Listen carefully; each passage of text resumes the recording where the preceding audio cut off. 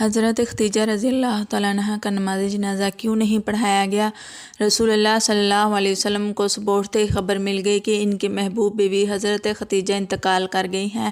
سارے مکہ میں یہ خبر جنگل کی آگ کی طرح پھیل گئی، لیکن کوئی جنازے کے لیے نہیں آیا، کیونکہ اس وقت جنازہ بسم اللہ الرحمن الرحیم آپ کا نام خدیجہ تھا۔ سلسلہ نسب کچھ اس طرح ہے: خدیجہ بنت خویلد بن اسد بن عبد العزیٰ بن قصہ بن کلاب۔ آپ رضی اللہ تعالیٰ عنہ کا نسب چوتھی پشت میں آپ صلی اللہ علیہ وسلم کے ساتھ مل جاتا ہے۔ آپ کا تعلق قبیلہ قریش کی شاخ بنو اسد سے تھا۔ بنو اسد اپنی شرافت، ایمانداری اور کاروباری معاملات کی وجہ سے لوگوں کی نگاہ میں قابل عزت و احترام تھا۔ آپ رضی اللہ تعالیٰ عنہ بچپن ہی سے نہایت نیک تھی اور مزاجاً شریف الطبع خاتون تھی۔ مکارم اخلاق کا پیکر جمیل تھی۔ رحم دلی، غریب پروری اور سخاوت آپ کی امتیازی خصوصیات تھی۔ یہاں تک کہ زمانہ جاہلیت میں آپ طاہرہ یعنی پاک دامن کے لقب سے مشہور تھی۔ مالدار گھرانے میں پرورش پانے کی وجہ سے دولت شہرت بھی خوب تھا۔ علاوہ ازیں حسن صورت اور حسن سیرت میں بھی اپنی ہم عصر خواتین میں ممتاز تھی۔ پہلی شادی ابو ہالہ ہند بن نباش تمیمی سے ہوئی۔ ابو ہالہ کے انتقال کے بعد دوسری شادی عتیق بن عائد مخزمی سے ہوئی۔ کچھ عرصہ بعد وہ بھی چل بسے تو دنیاوی معاملات سے دل برداشتہ ہو کر زیادہ وقت حرم کعبہ میں گزارتی تھی، جس کے باعث آپ کے مزاج مبارک میں تقدس و شرافت مزید بڑھ گئی۔ قریش کے نامور سرداروں نے آپ رضی اللہ تعالیٰ عنہ کو پیغام نکاح بھجوایا، لیکن سیدہ خدیجہ رضی اللہ تعالیٰ عنہ نے سب کو یکسر انکار کر دیا۔ آپ کے والد محترم خالد بن اسد اعلیٰ درجے کے تاجر تھے۔ جب بڑھاپے کی دہلیز تک پہنچے تو انہوں نے اپنا سارا کاروبار اپنی بیٹی حضرت خدیجہ کے سپرد کر دیا۔ 30 سال کی عمر میں آپ رضی اللہ تعالیٰ عنہ تجارت سے وابستہ ہوئی، جس کی وجہ سے آپ رضی اللہ تعالیٰ عنہ حجاز مقدس میں سب سے زیادہ مالدار خاتون شمار ہوتی تھی۔ آپ کی تجارت کا سامان عرب سے باہر ملک شام اور یمن میں سال میں 2 مرتبہ جاتا تھا۔ بعض محدثین نے لکھا ہے کہ اکیلا حضرت خدیجہ کا سامان تجارت مکہ کے سارے تجارتی قافلوں کے سامان کے برابر ہوتا تھا۔ خاتون ہونے کی وجہ سے تجارتی معاملات میں سفر کرنا دشوار بلکہ ناممکن تھا، اس لیے کسی کو بطور نیابت سامان تجارت دے کر روانہ کرتی۔ آپ کے تجارتی نمائندوں کی 2 صورتیں تھیں: یا وہ ملازم ہوتے یا ان کی اجرت یا تنخواہ مقرر ہوتی جو انہیں دی جاتی۔ نفع نقصان سے انہیں کوئی سروکار نہ ہوتا، یا نفع میں ان کا کوئی حصہ نہیں تھا، یا چوتھائی وغیرہ مقرر کر دیا جاتا۔ اگر نفع ہوتا تو وہ اپنا حصہ لے لیتے، جبکہ نقصان کی صورت میں ساری ذمہ داری حضرت سیدہ خدیجہ الکبریٰ رضی اللہ تعالیٰ عنہ پر ہوتی۔ تقریباً 10 سال تک معاملات یوں ہی چلتے رہے، یہاں تک کہ آپ رضی اللہ تعالیٰ عنہ کے کانوں تک نبی کریم صلی اللہ علیہ وسلم کی امانت و صداقت کا چرچا پہنچا۔ آپ رضی اللہ تعالیٰ عنہ نے جناب نبی کریم صلی اللہ علیہ وسلم سے سامان تجارت لے کر ملک شام جانے کی درخواست کی، جسے آپ صلی اللہ علیہ وسلم نے قبول فرما لیا۔ اس دوران آپ رضی اللہ تعالیٰ عنہ نے اپنے غلام میسرہ کو خصوصی ہدایت کی کہ وہ آپ صلی اللہ علیہ وسلم کے کسی معاملے میں دخل اندازی نہ کرے۔ اسی تجارتی سفر میں اللہ تعالیٰ نے بے حد برکت دی اور نفع پہلے سے دوگنا ہوا۔ چونکہ میسرہ حضور صلی اللہ علیہ وسلم کے حسن اخلاق، معصومانہ سیرت کا تجربہ اور معاملہ فہمی کا مشاہدہ کر چکا تھا، اس لیے انہوں نے واپس آ کر اس کا اظہار کرتے ہوئے ام المومنین سیدہ خدیجہ رضی اللہ تعالیٰ عنہ کو سب کچھ بتلایا کہ آپ صلی اللہ علیہ وسلم نہایت معاملہ فہم، تجربہ کار، خوش اخلاق، دیانتدار، ایماندار اور شریف النفس اور مدبر شخص ہیں۔ آپ صلی اللہ علیہ وسلم نے واپس پہنچ کر تجارتی معاملات کا عمدہ حساب پیش کیا، جس سے ام المومنین سیدہ خدیجہ رضی اللہ تعالیٰ عنہ بہت متاثر ہوئی۔ ام المومنین سیدہ خدیجہ رضی اللہ تعالیٰ عنہ کی طرف سے رسول صلی اللہ علیہ وسلم کی خدمت میں یعلا بن امیہ کی بہن نفیسہ بنت امیہ پیغام نکاح لے کر گئی۔ نفیسہ کا بیان ہے کہ میں آپ کے پاس آئی ہوں، کہا کہ آپ نکاح کیوں نہیں کر لیتے؟ آپ نے فرمایا کہ میں نادار اور خالی ہاتھوں سے کس طرح نکاح کر سکتا ہوں؟ میں نے کہا اگر کوئی ایسی عورت آپ سے نکاح کرنے کی خواہش مند ہو جو ظاہری حسن و جمال اور طبعی شرافت کے علاوہ دولت مند بھی ہو اور آپ کی ضروریات کی کفالت کرنے پر بھی خوش دلی سے آمادہ ہو تو آپ اس سے نکاح کر لینا پسند کریں گے؟ آپ نے دریافت کیا کہ ایسی کون سی خدا کی بندی ہو سکتی ہے؟ میں نے کہا خدیجہ بنت خویلد۔ اس کے بعد آپ دونوں کا نکاح ہو جاتا ہے۔ حضرت خدیجہ رضی اللہ تعالیٰ عنہ کو اور رسول خدا صلی اللہ علیہ وسلم کی شادی کے بعد کئی مراحل سے گزرنا پڑا، لیکن آپ صلی اللہ علیہ وسلم نے آپ رضی اللہ تعالیٰ نے حضور صلی اللہ علیہ وسلم سے کبھی تھکاوٹ محسوس نہیں کی، بلکہ ہر پیش آنے والے مسائل کو شرافت اور سعادت کا باعث سمجھتی تھی۔ حضرت خدیجہ رضی اللہ تعالیٰ ایک جزیرۃ العرب کی مالدار عورت تھی، لیکن ان کو دولت کی محبت نہیں تھی، بلکہ بوقت نکاح انہوں نے فرمایا، اور میرا سارا مال اور میری دولت آپ صلی اللہ علیہ وسلم کی خدمت میں حاضر ہے، میری تمام چیزیں آپ کے اختیار میں ہیں، آپ میرے مال کو جہاں چاہو خرچ کر سکتے ہو۔ رسول صلی اللہ علیہ وسلم نے حضرت خدیجہ کے مال کو اسلام کی راہ میں خرچ کر دیا۔ ان حضرت صلی اللہ علیہ وسلم کو ایمرجنسی شعیب ابی طالب میں جانا پڑا اور مشرکین نے مسلمانوں سے اقتصادی رابطہ منقطع کر دیا۔ حضرت خدیجہ نے تمام مال مسلمانوں کی نجات کے لیے خرچ کر دیا۔ شعیب ابی طالب میں کھانا بھیجنے کے لیے حکیم بن حزام کی خدمت حاصل کی گئی۔ ایک دفعہ حکیم بن حزام اپنے غلام کے ساتھ شعیب ابو طالب میں گندم لے کر جا رہے تھے کہ راستے میں ابو جہل مل گیا۔ ابو جہل نے اس سے کہا، یہ بنی ہاشم کے لیے لے کر جا رہے ہو، مگر میں ہرگز اجازت نہیں دوں گا، بلکہ تجھے مکہ میں رسوا کروں گا۔ ابو البختری ابو جہل کا بھائی پہنچ گیا۔ وہ ابو جہل سے کہتا ہے، یہ کھانا ختیجہ کا ہے، کیا تم ختیجہ کا مال لے جانے سے منع کر رہے ہو؟ دوسرا شخص جو چھپ کر ابو طالب میں غذا پہنچاتا تھا وہ حضرت ختیجہ کا داماد حضرت ابو العاص تھا۔ رسول خدا نے اپنے صحابہ سے فرمایا کہ ابو العاص نے ہمارے داماد ہونے کا حق ادا کر دیا ہے، کیونکہ جب ہم سب ابی طالب میں تھے تو رات کو ہمارے لیے کھانا لاتا تھا۔ آج کل عورتوں کے لیے درس سے عبرت ہے جو مال دولت کو جمع کرنے کے چکر میں ہوتی ہیں، لہٰذا حضرت خدیجہ رضی اللہ تعالیٰ نے اس عمل سے ثابت کیا کہ خاندان کی سعادت کرامت لوگوں کی خدمت کرنے میں انبیاء کے اہداف میں سے ایک ہدف غریبوں اور محتاجوں کی مدد کرنا تھا۔ جب رسول خدا صلی اللہ علیہ وسلم نے دعوت اسلام دی تو یہی مظلوم اور فقیر افراد نے آپ کی دعوت کو جلدی قبول کیا۔ بس خدیجہ اپنی زندگی میں یہ جملہ فرماتی تھی، اے لوگو گواہ رہو، میں اور میرا مال محمد صلی اللہ علیہ وسلم کا ہے۔ جس نے اپنا پورا مال محمد صلی اللہ علیہ وسلم کے حوالے کر دیا اور ان حضرت صلی اللہ علیہ وسلم نے بھی یہ مال غربا اور اسلام کی راہ میں خرچ کر دیا، لہٰذا ان حضرت صلی اللہ علیہ وسلم بعثت کے پہلے سالوں میں یہ فرمایا کرتے تھے، ختیجہ کے مال سے بڑھ کر مجھے کسی اور مال میں نفع نہیں ہوا۔ آسمہ بنت امیز حضرت خدیجہ کی آخری عمر میں ان کے ساتھ تھی۔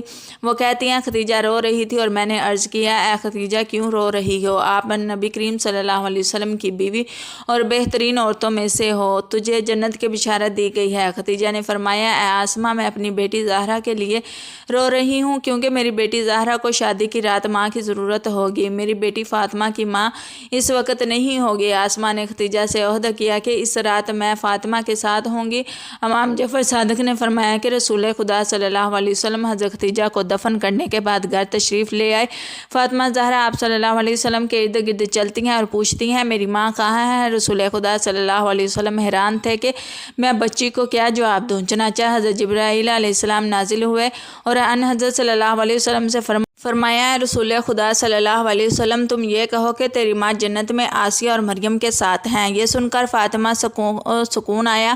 جب حضرت سیدہ ختیجہ رضی اللہ تعالیٰ عنہ پر نزا کا عالم طاری ہوا تو نبی کریم صلی اللہ علیہ وسلم نے فرمایا کہ سکرات یعنی موت کی شدت تمہیں ناگوار ہے، واللہ تمہارے لیے یہ شدت مفید ہے۔ آج جب تم جنت میں اپنی سوتنوں کے پاس پہنچو تو انہیں میرا سلام کہنا۔ حضرت مریم بنت عمران، حضرت آسیہ بنت مزاحم اور حضرت ام کلثوم ہمشیرہ حضرت موسیٰ علیہ السلام کو میرا سلام پہنچانا۔ وہ بولی، بہت اچھا، آپ کا سلام پہنچا دیا جائے گا۔ حضرت خدیجہ الکبریٰ رضی اللہ تعالیٰ عنہ کے وصال کے بعد خاتون جنت سیدہ فاطمہ الزہرا رضی اللہ تعالیٰ عنہ عموماً دکھی رہتی تھی۔ ایک دن نبی کریم صلی اللہ علیہ وسلم کی خدمت میں آپ رضی اللہ تعالیٰ عنہ نے عرض کیا، ابا جان مجھے کھانا پینا اس وقت تک اچھا نہیں لگے گا جب تک آپ صلی اللہ علیہ وسلم حضرت جبرائیل علیہ السلام کے ذریعے مجھے میری والدہ معاہدہ حضرت خدیجہ الکبریٰ رضی اللہ تعالیٰ عنہ کی برزخی کیفیت کو واضح نہیں فرماتے۔ چنانچہ نبی کریم صلی اللہ علیہ وسلم نے حضرت جبرائیل علیہ السلام سے احوال معلوم کیے تو حضرت جبرائیل علیہ السلام نے کہا، حضرت خدیجہ رضی اللہ تعالیٰ عنہ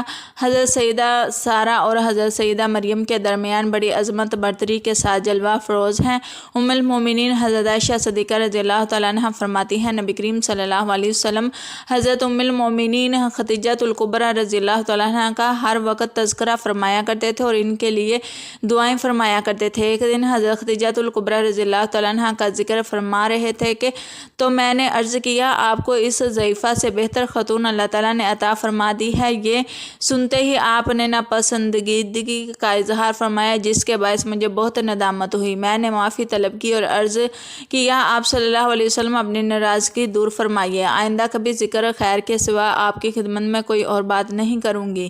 آپ صلی اللہ علیہ وسلم نے میری معذرت پر ارشاد فرماتے ہوئے کہا کہ وہ تو اس وقت ایمان سے سرفراز ہوئی جب غار مکہ مجھے تکلیفیں دے رہے تھے، کفار مکہ مجھے تکلیفیں دے رہے تھے۔ انہوں نے مجھے نازک ترین لمحات میں اپنایا جبکہ مشرکین میری جان کے در پہ تھے۔ انہوں نے میرے ایسے زمانے میں تصدیق کی جبکہ اہل مکہ میری تکذیب کر رہے تھے۔ آپ حضرت خدیجہ الکبریٰ رضی اللہ تعالیٰ عنہ کے لیے دعائیں فرماتے ہوئے بھی نہ تھکتے۔ امہات المومنین آپ بلحاظ فضل و شرف ممتاز ہیں۔ چنانچہ شب معراج آپ جنت کی سیر فرما رہے تھے تو اس میں ایک عظیم محل دیکھا جو حد نظر تک وسیع کشادہ۔ اس میں ایسی اشیاء رکھ دی گئی جو آج تک نہ ہی کسی آنکھ نے دیکھی، نہ کسی کانوں نے سنی اور نہ ہی کوئی انسان اپنے دل میں تصور خیال لا سکتا ہے۔ آپ صلی اللہ علیہ وسلم نے دریافت فرمایا یہ محل کس کا ہے؟ آواز آئی حضرت خدیجہ الکبریٰ کا رضی اللہ تعالیٰ عنہ کا محل ہے۔ آپ نے فرمایا میں انہیں ہدیہ پیش کرتا ہوں کہ اللہ تعالیٰ انہیں دنیا کے بدلے جنت میں محل عطا فرمایا۔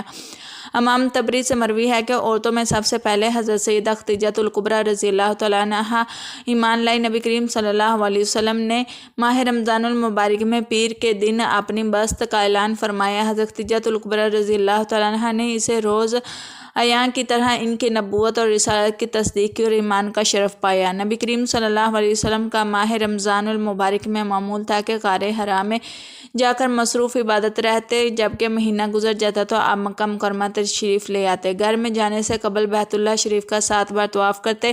جس سال آپ مبعوث ہوئے اور اعلان نبوت اور رسالت کا فرمان جاری ہوا اس وقت آپ غار حرا میں جلوہ افروز تھے۔ حضرت جبرائیل علیہ السلام تبارک تعالیٰ کے حکم سے آپ کی خدمت میں وحی لے کر حاضر ہوئے۔ حضور سید عالم نے فرمایا جنت میں عورتوں سے افضل ترین عورتیں حضرت خدیجہ الکبریٰ رضی اللہ تعالیٰ عنہ ہیں، حضرت سیدہ فاطمہ الزہرا رضی اللہ تعالیٰ عنہ، حضرت مریم بنت عمران رضی اللہ تعالیٰ عنہ، حضرت آسیہ بنت مزاحم رضی اللہ تعالیٰ عنہ۔ حضرت خدیجہ رضی اللہ تعالیٰ عنہ ہجرت سے 3 سال قبل مکہ مکرمہ میں وصال فرمایا۔ جنت معلی مقام جو ہون میں آپ کا مزار مبارک ہے۔ آپ نے 65 سال عمر پائی۔ آپ کی قبر شریف میں حضور سیدہ عالم صلی اللہ علیہ وسلم اترے۔ اس وقت تک نماز جنازہ فرض نہیں ہوئی تھی۔ بعض بیان کرتے ہیں کہ حضور کے چچا ابو طالب کی وفات کے 3 دن بعد حضرت خدیجہ الکبریٰ رضی اللہ تعالیٰ عنہ نے وصال فرمایا اور ان کے وصال کے بعد قریش آپ کو زیادہ تکلیف پہنچانے لگے۔ حضرت امام تبری کا بیان ہے کہ حضور سیدہ عالم صلی اللہ علیہ وسلم کی تمام اولاد سوائے حضرت ابراہیم کے حضرت خدیجہ الکبریٰ رضی اللہ تعالیٰ عنہ سے ہیں۔ مراقب فاطمہ رضی اللہ تعالیٰ عنہ میں ہے کہ حضرت ابراہیم بن محمد ماریہ قبطیہ سے پیدا ہوئے۔ نبی کریم صلی اللہ علیہ وسلم سے پہلے حضرت خدیجہ الکبریٰ رضی اللہ تعالیٰ عنہ کے 2 نکاح ہوئے تھے، پہلے عتیق بن عائد بن عبداللہ سے اور دوسرا ابو حالہ سے۔ علامہ قرطبی رحمۃ اللہ علیہ نے سورۃ احزاب کی تفسیر میں بیان کیا ہے کہ ان کا نام زرارہ تھا۔ ان کے ہاں ایک لڑکا پیدا ہوا اور اس نے اسلام کا شرف پایا، چنانچہ وہ کہا کرتے تھے کہ میں والدین بہن بھائیوں کی نسبت سب سے افضل ہوں۔ میرے باب رسول کریم صلی اللہ علیہ وسلم ہے، میری والدہ خدیجہ الکبریٰ رضی اللہ تعالیٰ عنہ ہیں اور میرے بھائی قاسم اور میری ہمشیرہ فاطمہ الزہرا رضی اللہ تعالیٰ عنہ ہے۔ بصرہ میں ان کا انتقال ہوا۔ جنازے میں لوگوں کا بے پناہ ہجوم تھا، اس لیے کہ وہ رسول کریم صلی اللہ علیہ وسلم کے ربیب ہیں۔ بعض نے کہا ہے کہ آپ جنگ جمل میں شہادت سے سرفراز ہوئے۔ ایک مرتبہ خدیجہ الکبریٰ رضی اللہ تعالیٰ عنہ نبی کریم صلی اللہ علیہ وسلم سے عرض گزار ہوئی، یا رسول اللہ صلی اللہ علیہ وسلم، جب حضرت جبرائیل علیہ السلام آپ کی خدمت میں حاضر ہوئے تو مجھے بھی دکھائیے گا۔ چنانچہ جبرائیل علیہ السلام آئے۔ حضور سید عالم صلی اللہ علیہ وسلم نے فرمایا خدیجہ ادھر آؤ اور میری دائیں ران کے قریب بیٹھ کر دیکھ لیجیے۔ چنانچہ انہوں نے ایسا ہی کیا۔ آپ نے پوچھا خدیجہ کیا تم جبرائیل کو دیکھ رہی ہو؟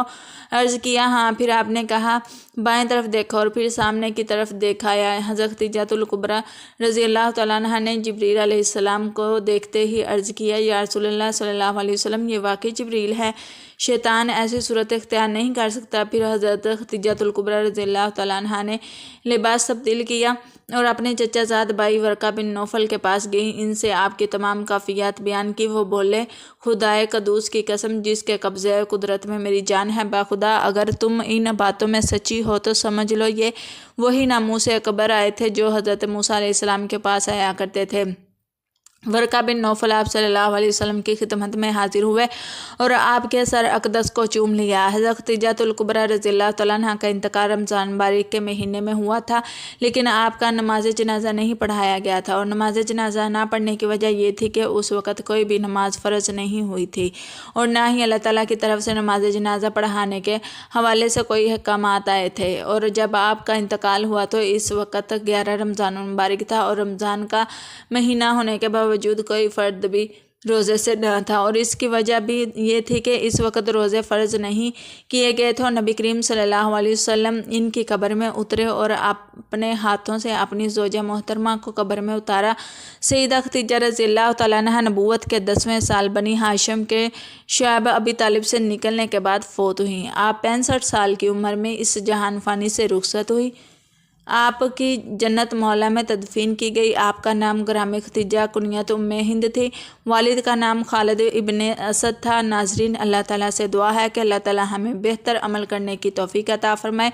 मेरा सुनाना और आपका सुनना अपनी बारगाह इलाही में कबूल व मंजूर फरमाए। आमीन या रब्बुल आलमीन। नाजरीन, वीडियो अच्छी लगी हो तो वीडियो को लाइक करें, शेयर करें, चैनल को सब्सक्राइब करें और कमेंट बॉक्स में अल्लाह ताला के 99 नामों में से एक नाम ज़रूर टाइप करें। अगली वीडियो तक के लिए इजाज़त दीजिए। अल्लाह हाफिज़।